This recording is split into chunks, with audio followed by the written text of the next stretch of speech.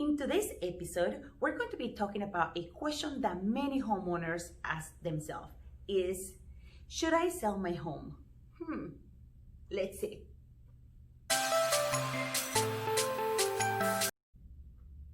Hey everybody, this is Realtor.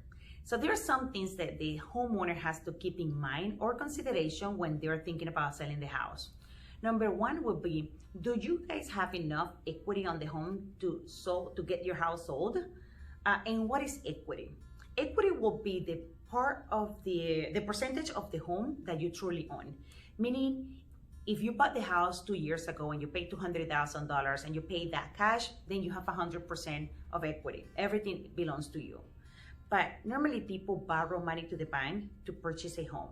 So if you want to sell today, you bought for $200,000 and you owe to the bank $100,000, then your equity is only $100,000, right?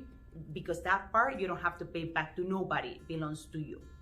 So that's pretty much what equity is. Do I have enough equity? It will depend up to you. However, when you're thinking about selling the house, you should have enough money to pay for the mortgage, whatever money you owe to the bank.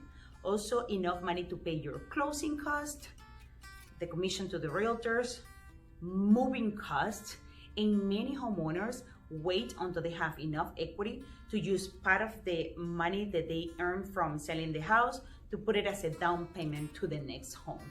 And this normally takes between 5 to 7 years of the homeowner living in the house to get to that point. How much is my house worth? That's another question that I get a lot. And it is important, obviously, for you to know how much it's worth to see if you have equity.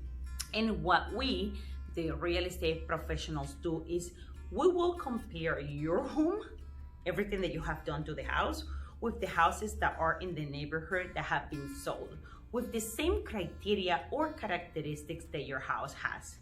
Based on that information, then we will have a price range to determine what is the value of your house. What cost do I have to sell my home? So you will have to pay back to the mortgage company whatever the balance you owe. Then also you will have closing costs. The closing cost normally includes the tax prorated, HOA prorated, title work, and then you have any repair cost. If the buyer requests any repairs to the house and you agree to do it, you will have those costs. Sometimes sellers help the buyers with some help in closing costs, or they offer home warranty, or if it's a VA loan, you pay for the termites of the buyer inspection and the commission for the real estate. Pretty much those are your costs when you're getting the house sold. Should I make repairs to the house? I just did a video regarding this topic in my last episode. No, you are not obligated to do any repairs to the house. However, if there is something major wrong with the house, you have to disclose everything that is wrong with the house, and you can probably give a credit to the buyer so they can repair it in their own when they move to the house. Or you have to adjust your price to reflect, you know what, I'm gonna reduce $5,000 of the price because I know that they need to repair the AC unit or replace it when they move into the house, so they can see the value of the home, right?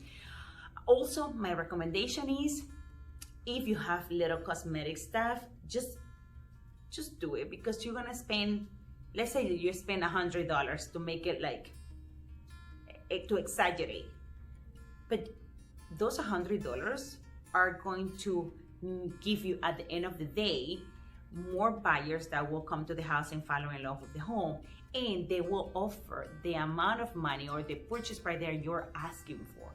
Because when they see that the house needs to be painted, they will reduce $2,000 or $3,000 from the purchase price, saying, well, the house needs to be painted, when you know that the 5 gallons of paint costs $100. So just do it in your own.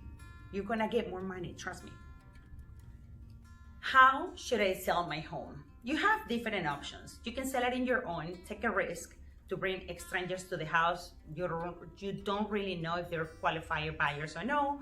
Take the pictures in your own, do the marketing, negotiate in your behalf if you can, do all the legal paperwork and put at risk yourself and the family future, it's up to you. Also, there is an option with the iBuyers. They offer cash. They say, well, within 48 hours, we offer you a cash offer.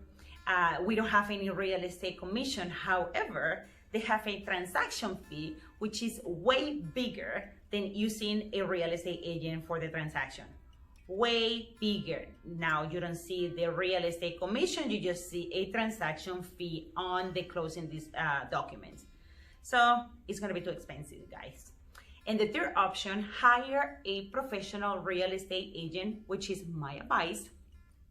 We will handling all the documents, the legal documents during the transaction. All the stress will be in our shoulders. We will protect your pocket at all the time, negotiate in your behalf, do all the marketing, signs, everything, all the promotion to get the house sold in the shortest amount of time.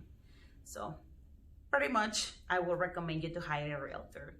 So if you like this video, do not forget to watch my last video that it was getting the house ready for sale tips, and I will see you all next week.